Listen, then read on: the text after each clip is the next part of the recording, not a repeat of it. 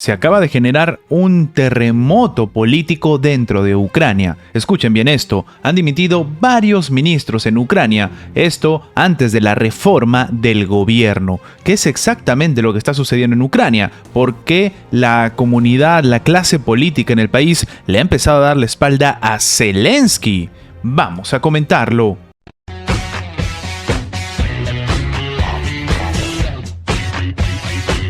Al menos 6 representantes políticos ucranianos, incluidos ministros, presentaron el martes su dimisión y un asesor presidencial fue despedido antes del anuncio de una remodelación gubernamental. Esto ha señalado el día de hoy el partido en el poder, tras 2 años de guerra ya con Rusia. Tal y como se prometió, esta semana cabe esperar una importante reforma del gobierno. Más del 50% del gobierno va a ser reemplazado. Esto escribió en Telegram David Arkahamia, que es el líder de los parlamentos del partido gobernante. Se dice partido gobernante y ya no el presidente Volodymyr Zelensky en algunos medios de comunicación porque simplemente el tiempo de su mandato se ha terminado y la Constitución no lo acredita para que pueda seguir siendo el mandatario incluso en tiempos de guerra. Esto es algo que no se ha hecho. El análisis jurídico dentro de la legislación ucraniana ha sido criticada, por ejemplo, en Rusia, quienes dicen que ellos no reconocen a Zelensky como el presidente, y a esto se suma este reajuste del ejecutivo que se produce en un momento en que Kiev se enfrenta a crecientes desafíos, entre ellos los bombardeos masivos y diarios por parte de Rusia y el avance de las tropas de Moscú en el este del territorio. Habíamos comentado que precisamente Vladimir Putin había prometido básicamente frente a la ONU que iba a continuar con ataques masivos contra Ucrania. En este escenario, el propio Volodymyr Zelensky busca intentar aumentar la confianza en el gobierno tras 2 años y medio de guerra con Rusia, que invadió la ex República Soviética en febrero del 2022. Mañana tendremos un día de despidos y pasado mañana un día de nombramientos. Terminó añadiendo Ucrania. Entre los ministros que ya se presentaron en esta dimisión el martes figura el ministro de Industrias Estratégicas, el ministro de Justicia y el ministro de Protección Medioambiental. Algunos de estos ministerios son claves, sobre todo el tema de las industrias estratégicas y el de justicia, que algunos consideran que se va a hacer un cambio para hablar pues de esta situación jurídica que queda en el limbo en la imagen de Volodymyr Zelensky, al menos frente sobre todo a los países que van en contra de la administración de Zelensky. También dimitieron, y esto es importante comentarlo, el jefe del Fondo de Propiedad Estatal de Ucrania y las vicepresidentas de ministras, Irina Verdechuk y Olga Stefanina. En este sentido, también el subdirector de la oficina de Zelensky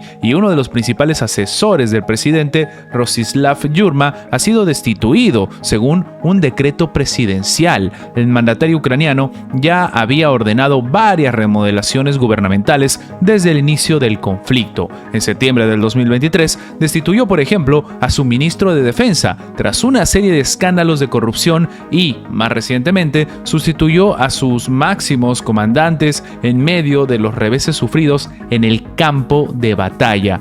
Y aparentemente está a la orden del día los cambios dentro de la administración ucraniana. Y en este sentido, para algunos expertos esto va a generar más críticas que aciertos dentro de la imagen que intenta proyectar Ucrania, sobre todo a sus aliados. De hecho, que se hagan cambios cuando precisamente se dice a la comunidad internacional que Ucrania está avanzando en territorio ruso y se habla de la invasión ucraniana sobre territorio ruso, realmente no deja muy bien este escenario, porque si todo se supone que está yendo bien, ¿para qué harían cambios tan drásticos?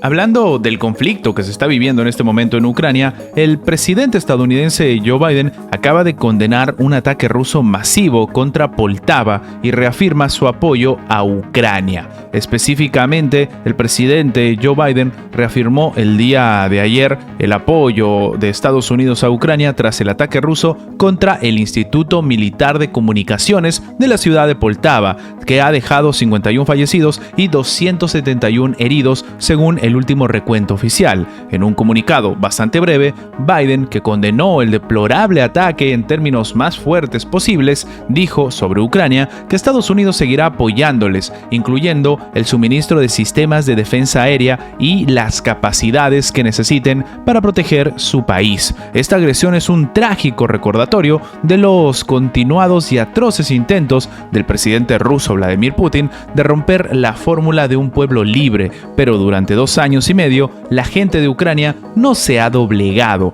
Han sido las palabras del propio presidente estadounidense, que para algunos tienen ciertos matices de decir que se les apoya, de decir que todo va viento en popa, cuando la realidad tal vez es más preocupante, sobre todo tomando en cuenta, y esto ya lo hemos comentado, que en algunos casos se está utilizando el tema de los conflictos armados incluso como una estrategia hasta electoral.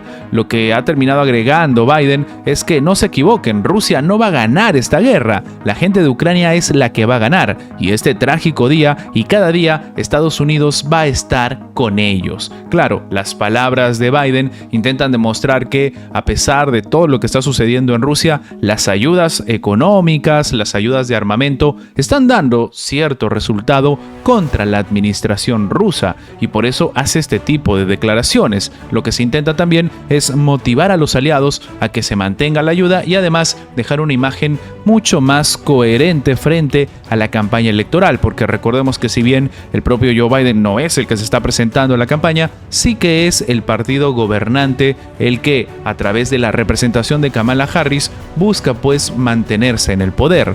Además de todo esto, el pasado 23 de agosto el Departamento de Defensa de Estados Unidos ya había anunciado un nuevo paquete de ayuda militar para Ucrania por un valor de $125 millones, con capacidades de defensa aérea, munición para sistemas de misiles y artillería y armas antitanque. Zelensky dijo la semana pasada que espera presentar a Biden en septiembre un plan para poner fin a la guerra, que también se lo hará llegar a los candidatos a la Casa Blanca, tanto la demócrata Kamala Harris y, a pesar de que tiene tensiones bastante importantes y que quedaron en el tintero, también al republicano Donald Trump.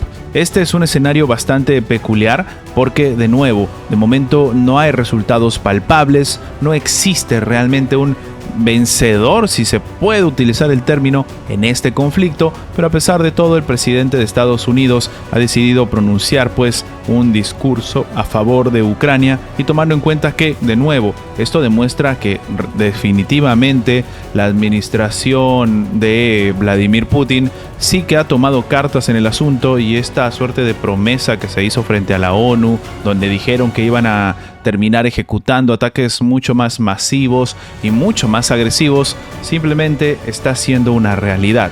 Y al final del día, lo único que le dicen al pueblo ucraniano es que ellos van a ganar y que el conflicto sigue, pero que todo está bien, mientras que al pueblo ruso le dicen que se están defendiendo de una invasión por parte de la OTAN. Al final del día, los únicos que terminan perdiendo, como siempre, son los civiles.